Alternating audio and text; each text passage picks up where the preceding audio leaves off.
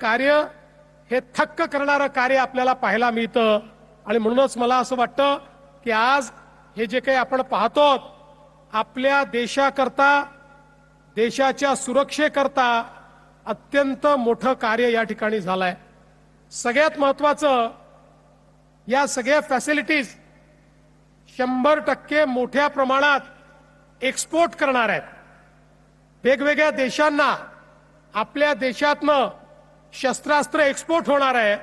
आत्ताच काही करार झाले, त्या करारामध्ये इस्रायल सोबत एक करार झालाय, त्या करारामध्ये सी प्लेन तयार करण्याकरता करार झालेला आहे। आपल्याला माहिती आहे की आपल्या देशामध्ये मोठ्या प्रमाणात सी प्लेनची गरज आहे। सी प्लेन पाण्यातूनच उडतं आणि पाण्यातच उतरतं, त्यामुळे जगामध्ये हे सी प्लेन अत्यंत पॉप्युलर आहे। एखाद्या धरणातनं उडून दुसऱ्या धरणामध्ये ते उतरू शकतं। अशा प्रकारचं सी प्लेन हे तयार करण्याची कॅपॅबिलिटी देखील आता या ठिकाणी निबेंनी तयार केलेली आहे। आज आपण पाहतोय ऑपरेशन सिंदूरच्या वेळी देखील आपण बघितलं आत्मनिर्भर भारताचं एक मोठं उदाहरण आपल्याला पाहायला मिळालं।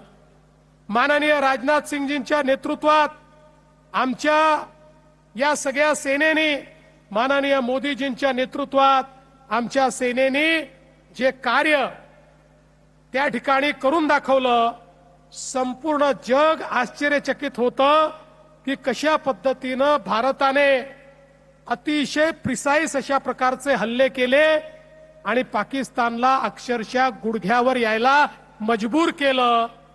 आणि पाकिस्तानने वेगवेगळ्या, मी देशांचं नाव घेत नाही, आपल्याला सगळ्यांना माहिती आहे, त्यांच्या मदतीनं जेवढे ड्रोन जेवढे मिसाईल आपल्या भारतावर सोडले, भारताची कॅपॅबिलिटी अशी होती त्यातला एकही ड्रोन आणि एकही मिसाईल या भारताच्या भूभागावर ते पाडू शकले नाहीत।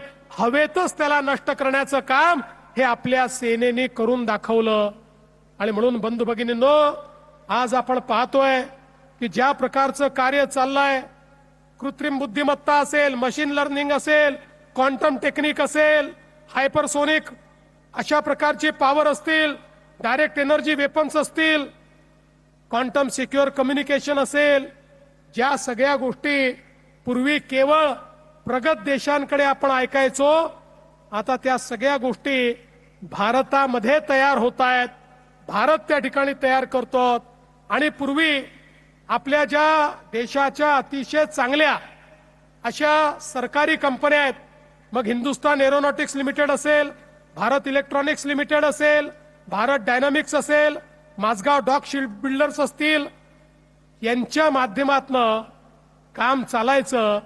पण जेव्हापासनं हे क्षेत्र टेक्नॉलॉजी वाईज प्रायव्हेट क्षेत्राला देखील आपल्या सरकारनं ओपन केलं, आज निबेन सारखे जे तरुण आहेत यांनी दाखवून दिलं की भारत काय करू शकतो आणि भारताची कॅपॅबिलिटी काय आहे।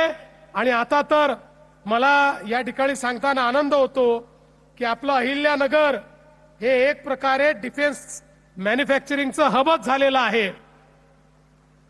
मी माननीय राजनाथ सिंगजींचे याकरता आभार मानेन की माननीय राजनाथ सिंगजींना आम्ही विनंती केली होती, आम्हाला 4 डिफेन्स कॉरिडॉर तयार करायचे आहेत, नाशिक, पुणे, नागपूर आणि अहिल्यानगर। राजनाथजींनी तात्काळ त्या संदर्भात आम्हाला होकार दिला आणि त्याची प्रोसेस त्यांनी अंतिम टप्प्यामध्ये नेलेली आहे। आणि लवकरच हे डिफेन्स कॉरिडॉर झाल्यानंतर मला आनंद वाटतो, आजही देशाच्या डिफेन्स मॅन्युफॅक्चरिंग मध्ये महाराष्ट्र नंबर 1 आहे। आणि आता तो इतका पुढे जाणार आहे की महाराष्ट्राला कोणी थांबवू शकणार नाही, हा मला या ठिकाणी विश्वास आहे। निबेंनी पुणे, चाकण, बेंगलुरू, दिल्ली, शिर्डी सगळीकडे आपले पाय पसरलेले आहेत। पण आता गणेशजी, आमच्या मंत्र्यांनी सांगितलं, उदय सामंतजींनी, आमच्या विखे पाटील साहेबांनी सांगितलं आणि मुख्यमंत्री मी म्हणून सांगितलं, तुम्हाला जिथे पाहिजे तिथे आम्ही जमीन देणार आहोत, त्यामुळे आता इकडे तिकडे बघू नका। आता